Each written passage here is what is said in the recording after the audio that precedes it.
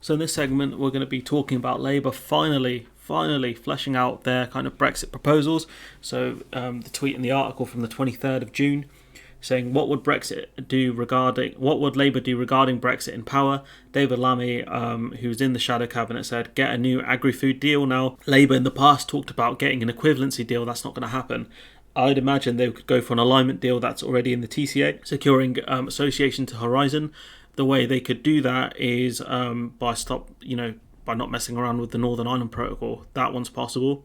Improved deal on haulage. I have no idea what the hell that means. That could mean so many things.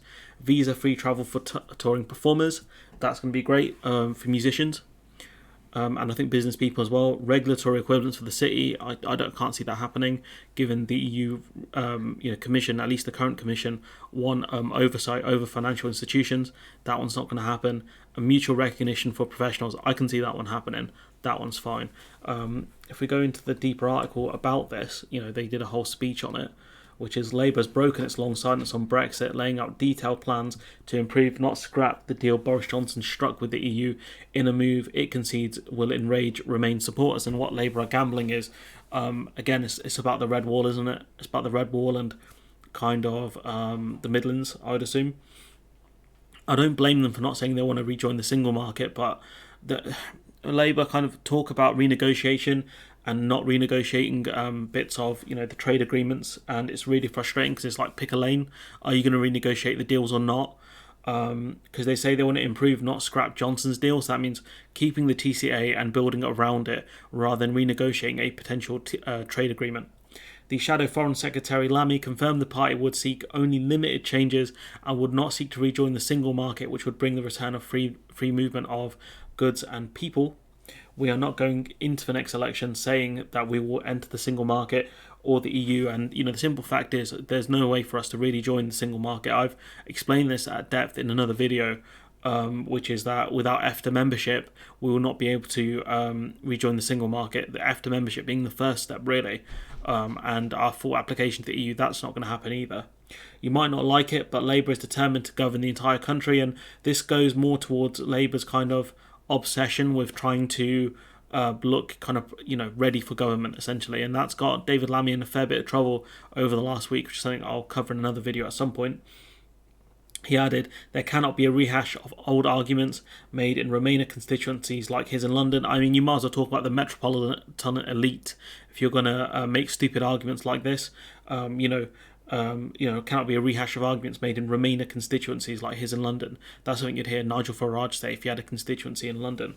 Ridiculous statement from Lammy. He's a guy I don't have a lot of respect for. I really don't. The British people have made a decision that we have to honour, he told the UK in a changing Europe. But the thing is, in 2016 they said only a madman would leave the single market. That's what Owen Paterson said. Daniel Hannan talked about absolutely no one would leave the single market. So you can still make these arguments because Brexiteers themselves argued it at the time.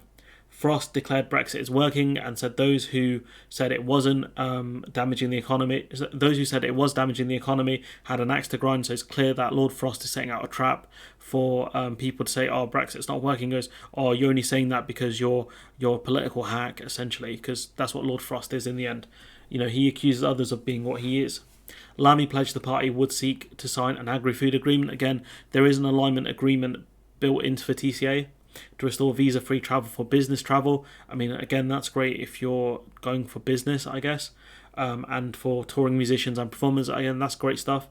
Seek to improve haulage arrangements. I mean, that could be for musicians to get easier access to their stuff. Again, I don't know. It would also seek to restore mutual recognition for professional qualifications, such as accountants and architects. Again, that's pretty good. Seal a deal on financial equivalence for the City of London, not going to happen. Secure associate membership of Horizon, that's great. Something the EU is delaying because of a row over the protocol. The EU kind of semi-deny it, but we all know it's kind of true. Without rejoining the single market or customs union, Labour's approach amounts to a renegotiation of the trade agreement, which will come under regular review by both sides, which is true that I think it's in 2025 that the TCA will be looked at, things like the fishing arrangement. So maybe these are things they could fit during the kind of renegotiation period for the TCA. I don't know, but it genuinely feels like they're saying we are going to renegotiate and we're not at the same time. So it's a bit confusing, but given that the TCA has a renegotiation built within it, I suppose Labour can argue they are going to renegotiate in a sense without, scrapping the entire thing. Lammy said, talking about rejoining, he's got scars on his back from past attempts to get a second referendum. Oh, woe is you. Woe is you. How sad your life is. You're paid so much money, you made an argument, you got slapped down in the media and by people. Oh my God, my heart breaks.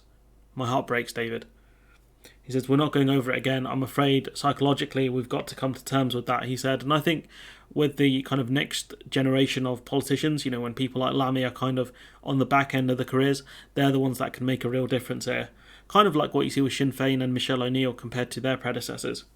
Brexit treaty with draft legislation to override some of the Northern Ireland Protocol. He's talking about the recent legislation that's gone through the second reading. Johnson's Conservatives are stuck in a fever dream of 2016, picking petty fights with our closest allies instead of moving on and negotiating solutions. I mean, even Sefcovic said recently that he wants Boris Johnson to get on with Brexit essentially and deal with the protocol issues.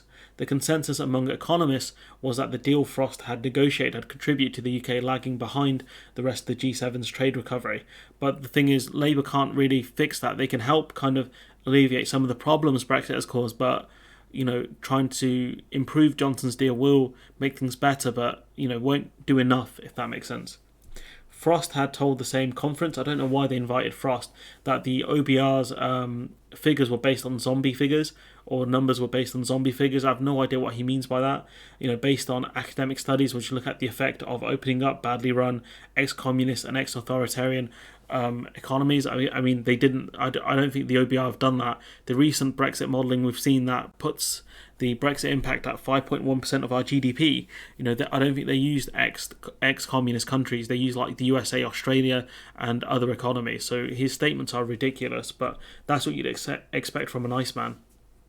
Frost asked how long Brussels will continue to hassle and lecture Britain, and said the Conservatives had an option to take unilateral action to sort the protocol out. But again, they're not hassling us or really lecturing us. It's us that are being stupid, and we're being told, you're being dumb, stop doing that. It's not really a lecture, is it? Lammy said the EU was aching to restore relations. I mean, protocol aside, I don't think they are. I don't think they're that desperate to restore relations, aside from the issues regarding the protocol. That's about it. The government's plans for laws to unpick the treaty was reckless, which is true, and hypocritical for a country calling on dictatorships around the world to follow the laws. And to be fair, we're signing up trade deals with Gulf states and not putting in anything about human rights in there. Shocker. The protocol bill is a charter for lawlessness that serves the interests of those who want to weaken the rule of law, he said, which is true.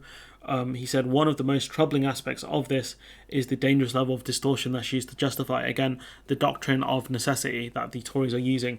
Overall, what do I think of these policies from the Labour Party, given that rejoining the single market is a pipe dream in itself, and obviously politically very scarring? I think it's fine the Labour Party aren't talking about it, but I wouldn't say that it's going to make a massive economic difference, at least in my opinion, but I could be wrong on that one. I have seen other YouTube commentators, I'm not going to mention names, talk about how this will be our path back to the single market, and it's going to, Labour can lead us back into the single market, maybe not in this election, but the next one. I mean, this guy has no idea what he's talking about, genuinely. He's very clown-like in a lot of regards. I'm not going to mention his name.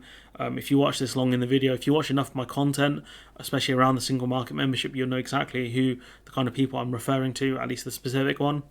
Got no respect for the geezer, or very little of it. But point being is that, people can moan about the lack of, a single market access. Someone saying free movement for lettuce and buskers, because you mock lettuce, but you'd miss it if it didn't come here. It's pretty funny. But the simple fact is, getting back single market access can be very difficult for us. We might be able to get something on visas. That's possible around e-gates potentially. But again, that's not guaranteed yet. It's up to EU member states at that point. Portugal have given us access to the e-gates, but those are still stamped. Other EU countries haven't, like Spain.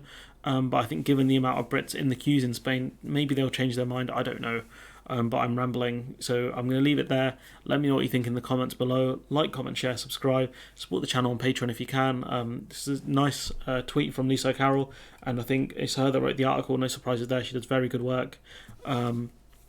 So yeah, support The Guardian if you can, I guess, even though they do write trash sometimes. It's a mixed bag, but it's generally pretty good.